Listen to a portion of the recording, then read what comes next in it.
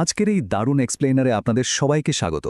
আচ্ছা, কখনো ভেবে দেখেছেন আমাদের শরীরের ভেতরের কোষগুলো আসলে কিভাবে কাজ করে? বাইরে থেকে একদম শান্ত মনে হলেও ভেতরে কিন্তু রীতিমতো তুলকালাম কাণ্ড চলছে। আজ আমরা সেই জাদুকরী মাইক্রোস্কোপিক জগৎটারই পর্দা উন্মোচন করতে যাচ্ছি। শুরুতেই একটা দৃশ্য কল্পনা করা যাক। ধরুন, একটা বিশাল ব্যস্ত শহরের ঠিক মাঝখানে একটা সিটি হল আছে। সেটার নিরাপত্তা একদম নিশ্ছিদ্র, আর পুরো শহরের যাবতীয় কাজের নির্দেশ ওই একটা জায়গা থেকেই আসে। এখন আমি যদি বলি, ঠিক এরকম একটা সুনিয়ন্ত্রিত ব্যবস্থা আমাদের চোখের আড়ালে থাকা প্রতিটি আণুবীক্ষণিক কোষের ভেতরেও চলছে। বিশ্বাস করবেন? হ্যাঁ, জীববিজ্ঞানের বাস্তব চিত্রটা আসলেই ঠিক এমন। তো চলুন ব্যাপারটা একটু মিলিয়ে দেখি। পুরো কোষটাকে যদি আমরা একটা বিশাল মহানগরী হিসেবে ধরি, তাহলে কোষের নিউক্লিয়াস হচ্ছে সেই মহানগরীর প্রাণকেন্দ্রে থাকা সবচেয়ে ইম্পর্ট্যান্ট সিটি হল। শহরের রাস্তাঘাট, কারখানা বা গুদামে কখন কি হবে, সব চূড়ান্ত সিদ্ধান্ত এই সিটি হল থেকেই আসে। কোষের ভেতরে নিউক্লিয়াস ঠিক এই কাজটাই করে। বলতে পারেন এটা কোষের মস্তিষ্ক আর সবকিছুর মূল নিয়ন্ত্রক। নিউক্লিয়াসের 4টি গঠন। তো চলুন এবার সেই সুরক্ষিত সিটি হলের ভেতরেই প্রবেশ করা যাক। কাঠামোগত দিক থেকে দেখলে নিউক্লিয়াসকে আমরা প্রধানত 4টি অত্যন্ত গুরুত্বপূর্ণ অংশে ভাগ করতে পারি। এই 4টা অংশের আলাদা আলাদা কাজ আছে, যা পুরো কোষকে সচল রাখে। চলুন একে একে এদের সাথে পরিচিত হই। প্রথমেই আমাদের সামনে পড়বে নিউক্লিয়ার এনভেলাপ। এটা আসলে নিউক্লিয়াসের চারপাশের একটা দ্বিস্তর বিশিষ্ট আবরণ, মানে ডাবল মেমব্রেন। শহরের চারপাশে থাকা মজবুত নিরাপত্তা প্রাচীরের সাথে একে তুলনা করতে পারেন। এটা বাইরের সাইটোপ্লাজম থেকে নিউক্লিয়াসের ভেতরের অংশকে আলাদা রাখে। তবে প্রাচীরটা কিন্তু একদম নিরেট নয়। এতে অসংখ্য ছোট ছোট ছিদ্র থাকে, যাদের নিউক্লিয়ার রন্ধ্র বলা হয়। এই রন্ধ্রগুলো একদম কড়া সিকিউরিটি গেটের মতো কাজ করে, যা ঠিক করে দেয় ভেতরে কে ঢুকবে আর কে বের হবে। এই নিরাপত্তা প্রাচীর পেরিয়ে ভেতরে ঢুকলেই আপনি দেখতে পাবেন নিউক্লিওপ্লাজম। এটা হলো নিউক্লিয়র এনভেলপ দিয়ে ঘেরা একটা স্বচ্ছ, ঘন আর দানাদার তরল। সহজ কথায় এটা হলো ওই সিটি হলের ভেতরের অফিস কক্ষ বা করিডোর, যেখানে সব জরুরি নথিপত্র আর কর্মকর্তারা সুরক্ষিত অবস্থায় ভেসে থাকে। কোষের বেঁচে থাকার জন্য প্রয়োজনীয় সব রাসায়নিক উপাদানের একটা পারফেক্ট মিক্সচার হলো এই নিউক্লিওপ্লাজম। এখন সবচেয়ে ইন্টারেস্টিং ব্যাপারটা বলি, আর তা হল নিউক্লিওলাস। নিউক্লিওপ্লাজমের ঠিক ভেতরে থাকা এই অত্যন্ত ঘন আর গোলাকার বস্তুকে আমরা এই আণুবীক্ষণিক শহরের সবচেয়ে কর্মঠম মেয়র বলতে পারি। বিজ্ঞানী ফন্টানা সর্বপ্রথম এটা দেখতে পান, আর পরে বোম্যান এর নামকরণ করেন। এই মেয়রের কাজ কি জানেন?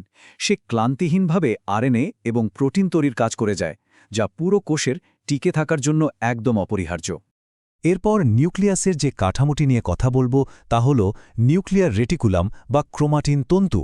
এটা আসলে সুতোর মতো প্যাঁচানো একটা জালিকাকার গঠন।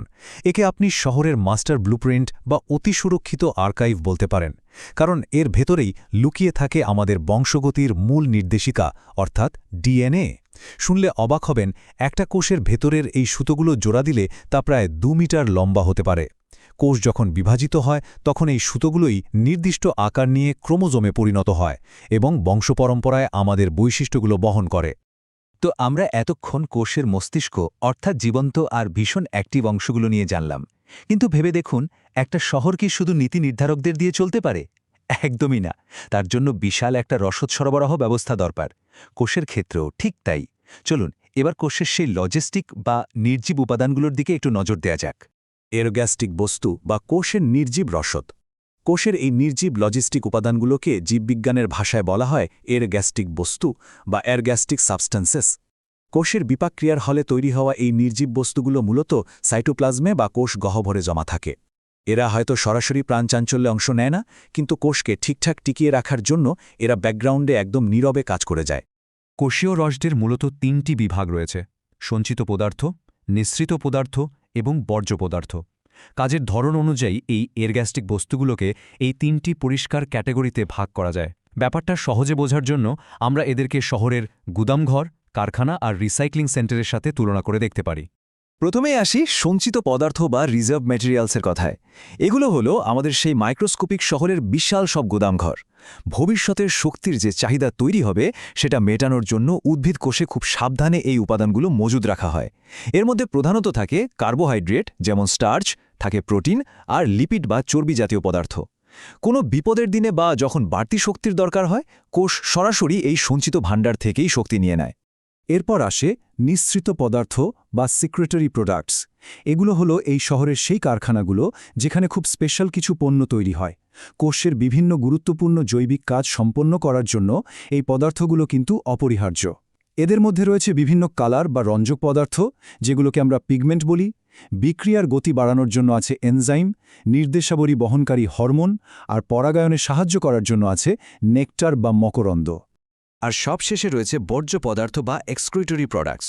দেখুন, যে কোনো শহরের মতোই কোষেও যখন এত কাজ চলছে, তখন কিছু উপজাত বা বাই প্রোডাক্ট তৈরি হবেই। কোষ খুব বুদ্ধি করে এই পদার্থগুলোকে তার মেইন অ্যাক্টিভ জায়গা থেকে দূরে সরিয়ে রাখে। এগুলো হলো শহরের ল্যান্ডফিল বা রিসাইক্লিং সেন্টার। উদ্ভিদ কোষের এই বর্জ্যগুলোর মধ্যে আছে রেজিন, ট্যানিন, বিভিন্ন অ্যালকোলয়েড, এমনকি ক্যালসিয়াম কার্বনেটে তৈরি কঠিন খনিজ ক্রিস্টাল, যাকে সিস্টোলিথ বলা হয়। এগুলো কোষের স্বাভাবিক কাজের বাইরে খুব নিরাপদেই জমা থাকে। তাত্ত্বিক নোঙর বা নিউক্লিয়াসের সংজ্ঞা। এতক্ষণ তো আমরা চমৎকার একটা রূপকের সাহায্যে নিউক্লিয়াস আর কোষের লজিস্টিক ব্যবস্থা সম্পর্কে জানলাম। তবে বিজ্ঞান তো আর শুধু রূপকে আটকে থাকে না, তাই না? এর একটা সুনির্দিষ্ট সংজ্ঞা দরকার। তাই এই পুরো কনসেপ্টটাকে একেবারে নিখুঁত বৈজ্ঞানিক ভিত্তির উপর দাঁড় করাতে চলুন আমরা নিউক্লিয়াসের সেই চিরায়ত পাঠ্যপুস্তকের সংজ্ঞার দিকে ফিরে যাই। তো মূল বিষয়টা যদি আমরা বইয়ের ভাষায় পরিষ্কার করে বলি, তা হল প্রকৃত কোষে যে অঙ্গাণু দ্বিস্তর বিশিষ্ট ডাবল আবরণী বেষ্টিত অবস্থায় প্রোটোপ্লাজমিক রস ও ক্রোমাটিন জালিকা ধারণ করে, তাই নিউক্লিয়াস। একটু খেয়াল করলেই বুঝবেন, এটা কিন্তু আমাদের আগের আলোচনার সেই নিরাপত্তা প্রাচীর, অভ্যন্তরীণ কার্যালয় আর মাস্টার ব্লুপ্রিন্ট ধারণকারী কাঠামোরই একদম যথাযথ আর পারফেক্ট একটা বৈজ্ঞানিক সারাংশ। আজ আমরা দেখলাম আমাদের চোখের আড়ালে থাকা অতি ক্ষুদ্র একটা কোষও কতটা সুশৃঙ্খল আর নিখুঁত একটা লজিস্টিক ও প্রশাসনিক কাঠামোর উপর দাঁড়িয়ে আছে। এখন একটা প্রশ্ন কিন্তু থেকেই যায়, একটা ক্ষুদ্র আণবিক্ষণিক কোষ যদি বিশাল মহানগরীর মতো এত অভাবনীয় জটিলতায় চলতে পারে, তবে আমাদের চারপাশের এই জীবন্ত পৃথিবীতে আর কি অদৃশ্য সিস্টেম এভাবে নীরবে কাজ করে চলেছে? ভাবলেই অবাক লাগে, তাই না? জীববিজ্ঞানের এই বিশাল রহস্যের মাত্র একটুখানি আজ আমরা জানলাম। আমাদের আজকের এই এক্সপ্লেনারটিতে সাথে থাকার জন্য অনেক অনেক ধন্যবাদ।